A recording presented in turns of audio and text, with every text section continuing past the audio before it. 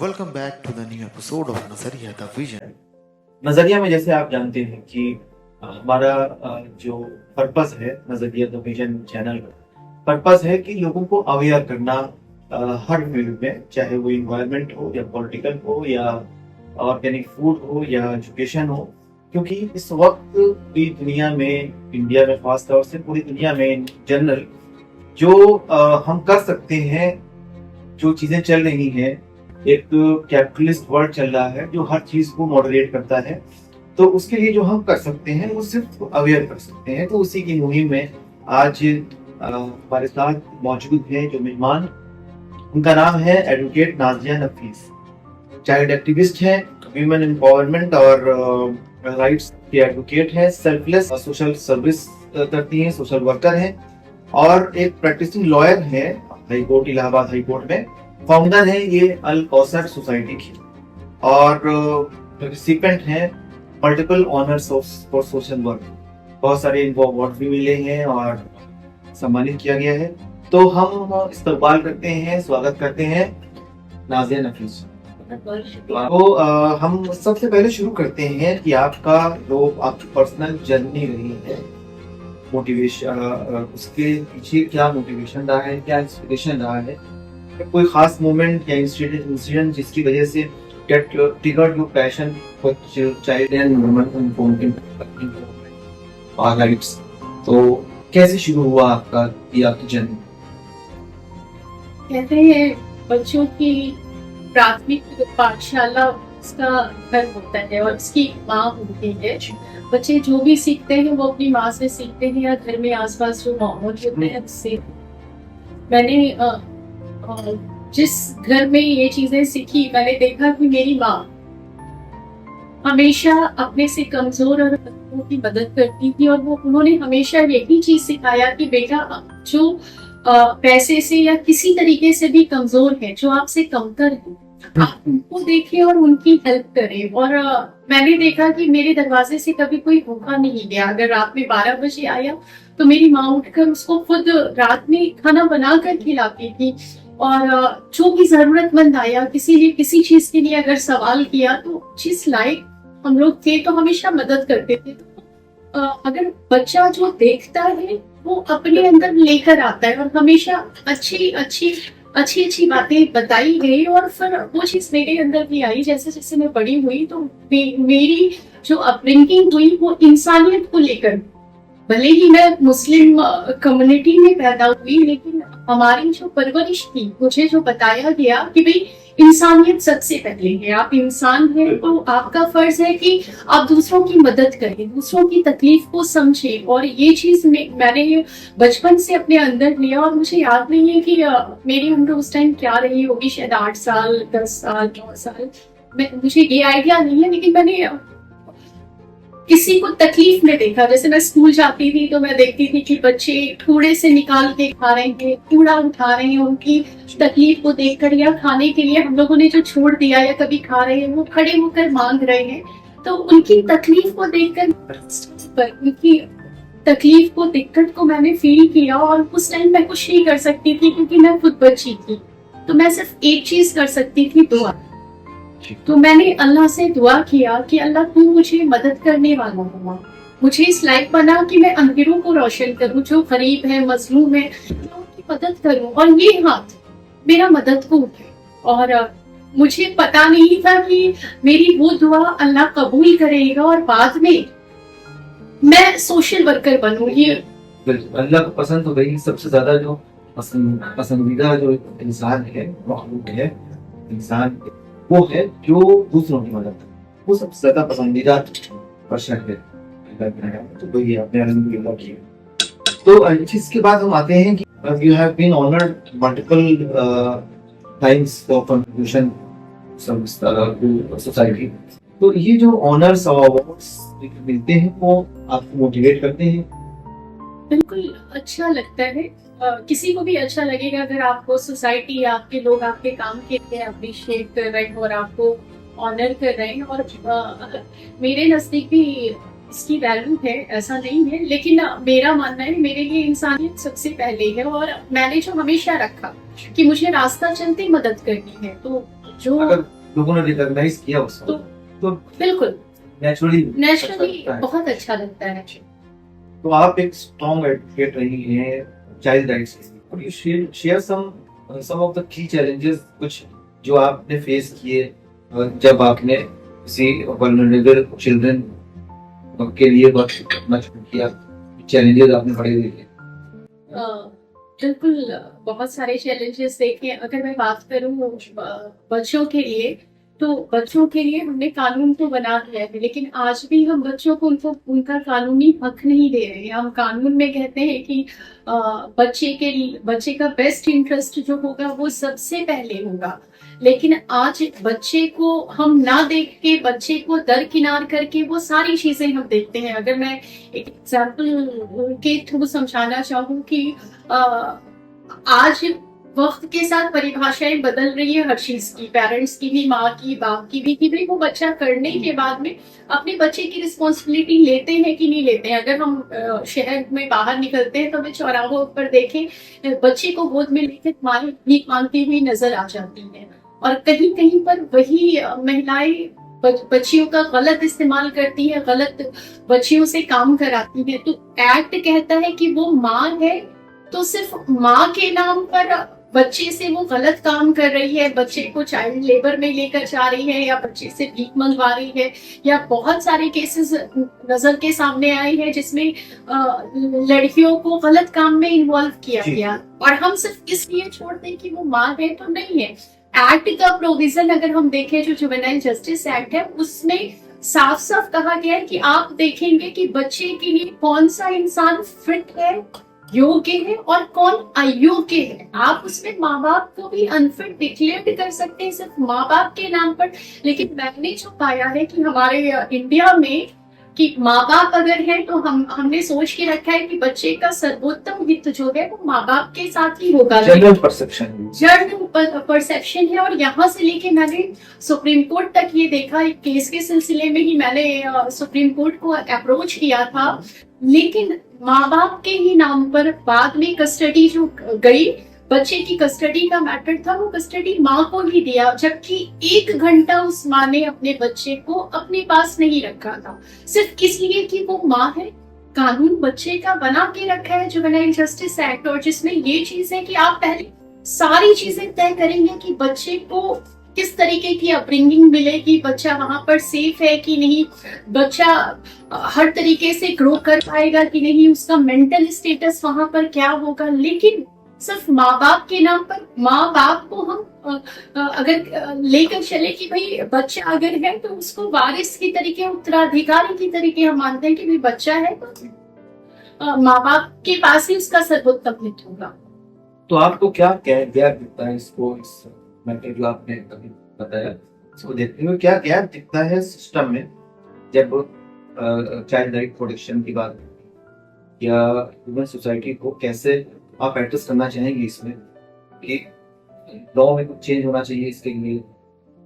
अगर मैं लॉ पर बात करूं तो लॉ में चेंज तो बात का है, सिस्टम में गैप है। और सबसे बड़ी चीज जो है, लॉ हमने बना के रखा है काफी पहले से। अगर हम बात करें कि यूएनओ में इंटरनेशनल कन्वेंशन 1989 में 92 देश गए हुए थे, और वहां पर 90 देशों ने जो सम्मेलन था उस पर सिग्नेचर किया था कि बच्चे के हित को हम सर्वोपरि रखेंगे, और कानून बने, कानून लगातार कानून में जहां सुधार की जरूरत है वहां पर सुधार करते आ रहे हैं। कानून बनाना बड़ी बात नहीं है, उस कानून को धरातल पर लेके जाना, उसको इम्प्लीमेंटेशन कराना सबसे बड़ी चुनौती है। अगर वर्डिक्ट आता है तो क्या पॉपुलर कंसेंसस के हिसाब से, या जो परसेप्शन है, पॉपुलर परसेप्शन है, उसके हिसाब से वर्डिक्ट जाती है जुडिशरी, अगर हम कानून के हिसाब से नहीं जाती? कहीं कहीं पर होता है, अपनी अपनी सोच होती है, अपने परसेप्शन होते हैं, जजेस का डिस्क्रेशन होता है कि क्या है। लेकिन अगर हम बात करें, कानून में आज भी प्रोविजन है। अगर हम जुवेनाइल जस्टिस एक्ट की बात करें, juvenile justice act care and protection, उसमें जो मेजर काम करने की जरूरत है। आज भी अगर हम कानून की बात करते हैं तो लोगों के दिमाग में यही आता है कि कानून उन बच्चों के लिए है जिन बच्चों का कानून के साथ टकराव हुआ है, या जाने अनजाने में वो कुछ ऐसा कर गए हैं कि भाई जिसके लिए उनको सुधार गृह में रखना और उनको सुधार की जरूरत है। लेकिन सबसे ज्यादा अगर हम बात करें, इसका एक सेकंड पार्ट भी है जहां पर वो बच्चे हैं जिनको देखभाल संरक्षण की जरूरत है। अगर हम वहां पर आते हैं, दोनों एक्ट तो सेम है लेकिन दो पार्ट में है, तो वहां पर जो प्रोविजन है कि फिट और अनफिट का प्रोविजन है, योग्य और अयोग्य का प्रोविजन है। और एक्ट में सबसे बड़ी चीज है, अगर बच्चा जो है अगर वो अनजाने में कोई गलती करता है तो हम उसको जो बच्चे को हम लेंगे वो बच्चे जिन्होंने अपनी एज 18 इयर्स कंप्लीट नहीं किया है, उन बच्चों को एक्ट में प्रोटेक्शन मिला हुआ है। अब वहां पर है कि भाई बच्चे अगर गलती करते हैं तो उनको हम सुधरने का अवसर देंगे।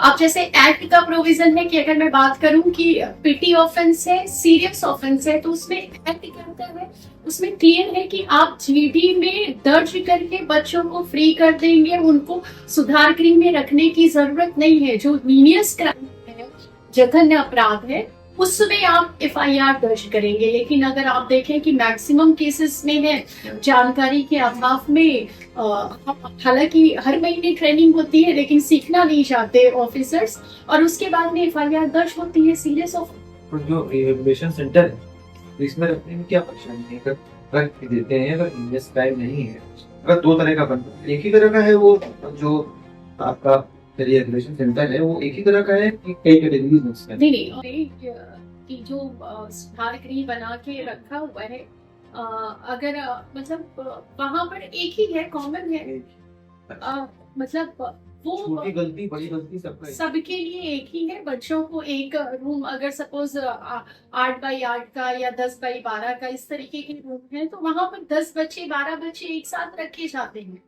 10x12 जो रूम है या वो भी है, एक साथ एक बच्चे को वहीं पर रखे जाना कभी कभी होता है। मेरी नजर के सामने से भी गुजरा है कि जिस काम के लिए हम उनको लेकर आए हैं, सपोज अननेचुरल एक्ट के लिए, और बच्चे ने अननेचुरल एक्ट किया हुआ है, पॉक्सो और 377 में उसके अगेंस्ट एफआईआर होती है और हमने वहीं पर रखा।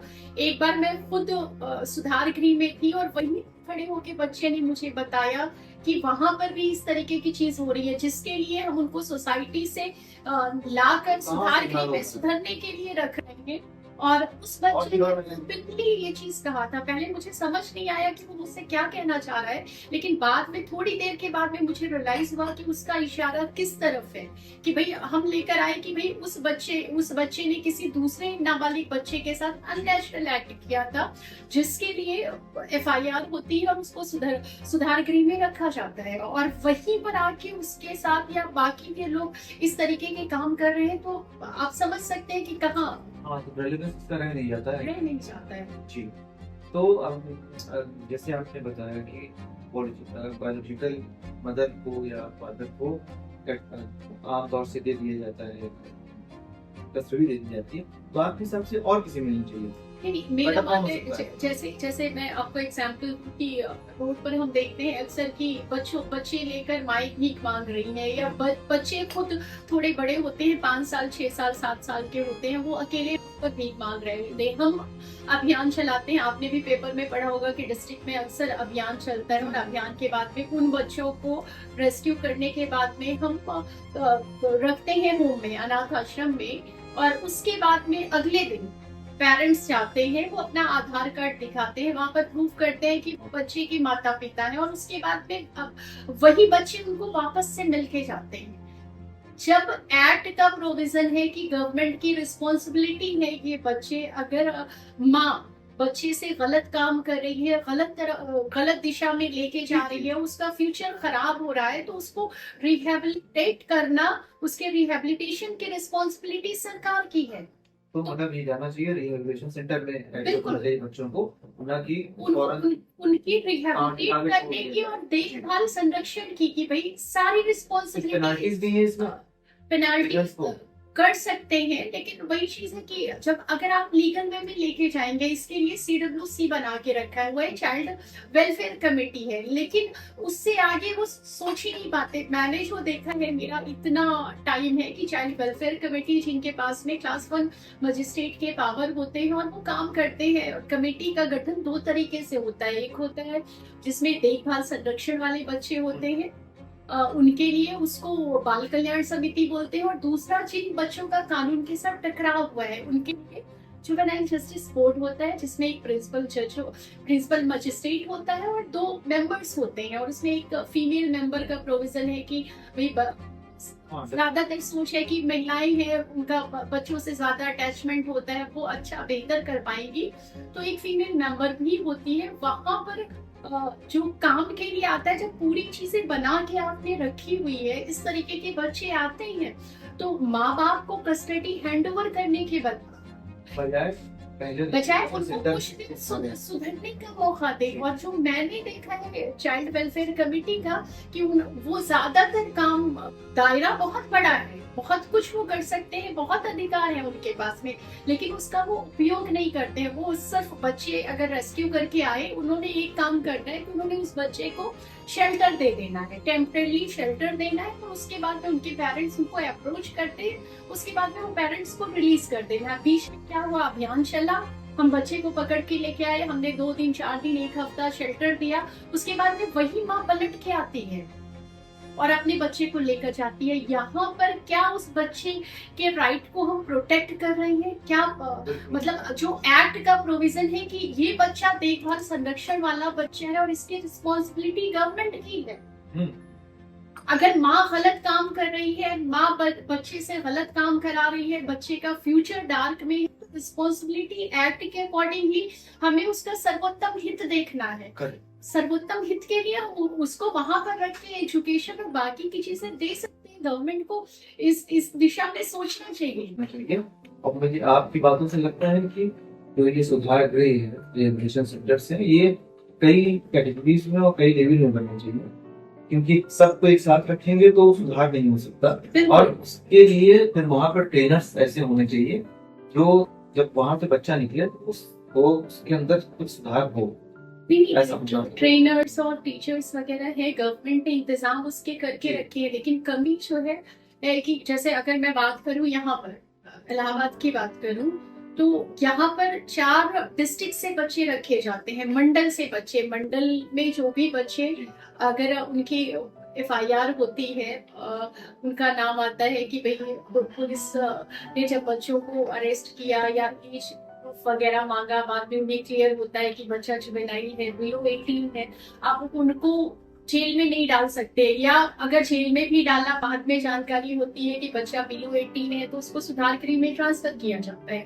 लेकिन हमारे यहाँ अगर हम देखें कि भाई इलाहाबाद इतना बड़ा जिला है, प्रयागराज, और फिर प्रतापगढ़ हो गया, फतेहपुर हो गया, कौशाम्बी हो गया, ये सारे जिलों के बच्चे इलाहाबाद में ही उनको सुधार गृह में रखा जाता है। और जो स्ट्रेंथ है, जो सैंक्शन स्ट्रेंथ है, ऑन पेपर स्ट्रेंथ है, उससे कहीं ज्यादा बच्चे यहाँ पर हैं। आप जब सोचिए कि अगर 100 लोगों की, पहले तो 50 लोगों का था, फिर कैपेसिटी 50 की थी, ऑन पेपर उसमें कंस्ट्रक्शंस नहीं हुए, 100 किया गया, और बच्चे कितने हैं? 200, 250 बच्चे, 50 बच्चे, 100 बच्चे जहाँ पर रखना है वहाँ 200 बच्चे रहेंगे, तो जाहिर सी बात है हम अगर घर पर रहते हैं तो हर चीज के लिए फाइट होगा, तो वहां पर भी वो चीज में अवेयरनेस है नहीं इस बात पर। और जो हीनियस क्राइम करके आते हैं वो भी वही रहती है। नहीं, वो अलग है। जैसे हीनियस क्राइम की अगर हम बात करें, तो हीनियस क्राइम के लिए वो सुधार गृह में रखे जाते हैं,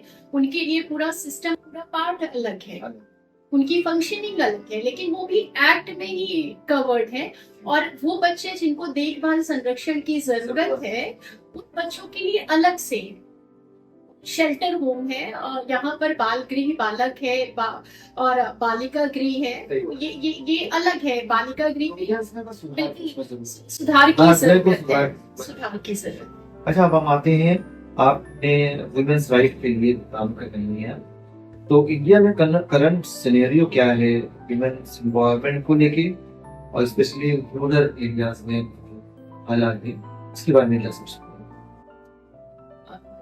अगर मैं बात करूं महिलाओं की, कानून तो काफी सारे आए हुए हैं, लेकिन अगर हम बात करें अभी जैसे 2 दिन पहले का राहुल गांधी की विजिट थी रायबरेली की, तो उन्होंने ही महिला हेल्पलाइन नंबर पर कॉल किया। कॉल करने के बाद भी उनका कॉल कनेक्ट नहीं हुआ। इवन कई बार मेरे साथ भी ऐसा हुआ है कि इवन यहीं पर हाईकोर्ट के पास वाले फ्लाईओवर से मैं गुजर रही थी, मुझे एक लेडी वहीं पर बेहोश मिली और मुझे लगा कि उसके साथ कुछ मिसहैपनिंग है, इस तरीके की हुई है। मैं 112 पर कॉल करती रह गई, लगातार कॉल करती रह गई, कॉल कनेक्ट नहीं हुई। तो मतलब यहाँ पर है कि अगर मैं प्रेजेंट सिनेरियो की बात करें तो हर जगह कानून हमने बना के रखे हैं, बहुत सारे गवर्नमेंट की स्कीम्स चल रही है। हेल्पलाइन एक ही है सारी चीजों के लिए, बिल्कुल। तो वो अलग अलग तरीके से डिस्क्रिमिनेट होनी चाहिए, अलग अलग होनी चाहिए। बिजनेस के लिए वैसे बना था एक बार 1090 शायद बना था। अभी ये 1090 है, 181 है। हाँ, ये काम करता है। का नंबर है, वो तो चेक करने पर पता चलेगा। रिस्पॉन्स होना चाहिए, कोई जवाब नहीं देखा है। किसी को। या फिर आने के बाद में है जिस चीज का मेरे पास अक्सर कॉल आती है कि 112 पर कॉल किया, पुलिस हेल्पलाइन नंबर पर कॉल किया। हेल्पलाइन नंबर पर कॉल करने के बाद में पुलिस तो आती है, लेकिन जो उनको सॉल्यूशन मिलना चाहिए उसका नहीं मिलता है। सपोज अगर महिला के साथ किसी तरीके की कोई प्रॉब्लम है, अभी 2 दिन पहले मुझे एक लेडी मिली कि उनके in-laws या नहीं, तो दूसरा था कि भाई उनके हस्बैंड उनको परेशान करते हैं, मारा पीटा। डिस्ट्रिक्ट कोर्ट में मिलना हुआ था, उसके बाद में उन्होंने 112 पर कॉल किया, उसके बाद में थाने पर गए। तो मतलब वो लेडी कहती है कि मुझे पुलिस आंसर करती है, मैं क्या कर सकता हूँ। मतलब वो अपने हस्बैंड के खिलाफ शिकायत बता रही है। यही अदर सोया का उसने बताया, करेली का मैटर था। और उसके बाद उसने बोला बताइए मैम, सारी चीजें हैं और देखा कि भाई मारा पीटा सब कुछ किया। उसकी शादी 10 साल पहले हुई थी और उसके बाद में अब उसके इन-लॉज या घर वाले परेशान कर रहे हैं। सारी चीजें नॉलेज पे देखिए, होना, खाना बना होना और काम करना, दोनों में बहुत फर्क है। क्या अगर शिकायत लेके जाने पर क्या एक आम इंसान की शिकायत सुनी जाती है, क्या उसको इंसाफ मिलता है? अगर इंसाफ मिलने लगे तो ये जो क्राइम रेट है वो भी कम होना चाहिए और बहुत सारी दिक्कतें हैं वो खत्म होनी चाहिए। भी आप काम करती हैं तो वहाँ वुमेन्स का कि क्या पोजीशन है, सिनेरियो क्या है और खराब होगा वहाँ में? जो करना चाह रहे हैं खराब तो डेफिनेटली खराब तो है ही, क्योंकि वहां पर जब जैसे मैंने बताया कि कोई अभियान चलता है या कोई एक्टिविटीज चलती है तब लोग अप्रोच करते हैं और जनरली वहां पर जाते नहीं है। हमारे यहाँ अगर देखेंगे कि जिस तरीके की महंगाई रेट इतना ज्यादा बढ़ रहा है, लोगों को मतलब कमाने खाने से फुर्सत मिलेगी तब वो कोई चीज और सोचेंगे कि भाई जो गरीब है वो और गरीब होता जा रहा है। स्कूल्स बने हुए हैं या फिर जैसे मैं बात करूं, अगर हम रूरल में जाते हैं या स्लम्स में जाते हैं, एजुकेशन ही मेन है। अगर आपको आगे बढ़ना है तो आपको एजुकेट होना पड़ेगा, एजुकेशन लेनी पड़ेगी। लेकिन वहीं पर जो सबसे बड़ा गैप नजर आता है कि प्राइमरी जो स्कूल्स बने हुए हैं उस स्कूल्स में वो भी जो रिक्शे वाला है, कूड़ा चुनने वाला है, वो भी अपने बच्चे को वहां पर नहीं भेजना चाहता, क्योंकि उसको पता है कि हम वहां पर भेजेंगे तो हमारे बच्चे को सही एजुकेशन नहीं मिलेगी। अगर 500-600 रुपए भी कमा रहा है तो वो बच्चा सरकारी स्कूल में न भेजकर वो चाहता है कि भाई हम अपने बच्चे को प्राइवेट स्कूल में भेजें, भले ही किसी ने पड़ोस में ही कोई चला रहा हो वहां पर भेजे। तो यहाँ पर गवर्नमेंट को सोचने की जरूरत है कि रेलेवेंस खत्म होता जा रहा है कि भाई एजुकेशन का, सरकारी स्कूलों का। अभी कुछ दिनों पहले ही हमने देखा कि भाई न्यूज़पेपर में था कि सरकार इतने प्राइमरी स्कूल्स बंद करने जा रही है। मेरा मानना है कि अगर हम फॉरेन में जाते हैं, विदेशों में जाते हैं तो वहां पर लोग अपने बच्चों को सरकारी स्कूल में एडमिशन करना चाहते हैं। अब जब यहाँ पर तो सरकार के ही अस्तित्व पर क्वेश्चन मार्क बन रहा है ना। आप देखिए, अगर मेडिकल में किसी को एडमिशन लेना है तो चाहेगा सरकारी स्कूल में, वो इंजीनियरिंग में है तो IIT में चाहेगा एडमिशन लेने के लिए। वो पोजीशन यहाँ पर प्राइमरी में नहीं, प्राइमरी में होनी चाहिए। वहां पर तो है कि भाई हायर एजुकेशन के बाद, लेकिन जब हमारे यहाँ DM का बच्चा प्राइमरी स्कूल में पढ़ेगा, जितने भी ऑफिसर्स हैं जिनको सरकारी नौकरी करनी है, अगर मैं बात करूँ टीचर भी अगर एक स्कूल टीचर है जो प्राइमरी स्कूल में पढ़ाता है, लेकिन अगर आप उनको उनके बच्चे को पूछे कि आपका बच्चा कहाँ पढ़ता है, तो वो अपने बच्चे को इलाहाबाद के टॉप स्कूल में एडमिशन करवाते, उस प्राइमरी स्कूल में नहीं, और वहां पर एजुकेशन के नाम पे पता है। और जो रिस्पॉन्सिबिलिटी गवर्नमेंट ने डाल के रखी है टीचर्स पर कि 5th, अगर मैं प्राइमरी की बात करूं कि 5 तक की क्लासेस हैं, उसमें 3 टीचर्स दे के रखे हैं, उसी में मिड डे मील की रिस्पॉन्सिबिलिटी, अवेयरनेस की, रिकॉर्ड मेंटेन करने की, वो काम सारी करेगा तो बच्चे को पढ़ाएगा क्या? जिस चीज के लिए स्कूल्स है, तो स्कूल्स है नहीं। तो क्या चेंजेस आप समझते हैं कि जरूरी है लीगल सिस्टम में प्रोटेक्ट और एम्पावर विमेन्स?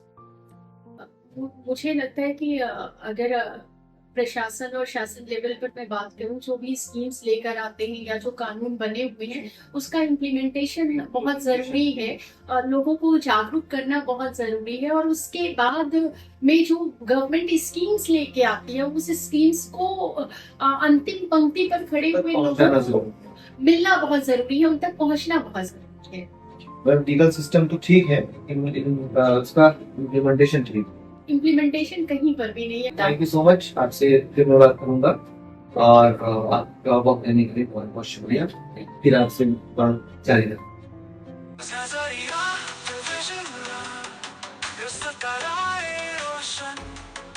जिंदगी का साथी बनाए हम तुम, स्वस्थ और शिक्षा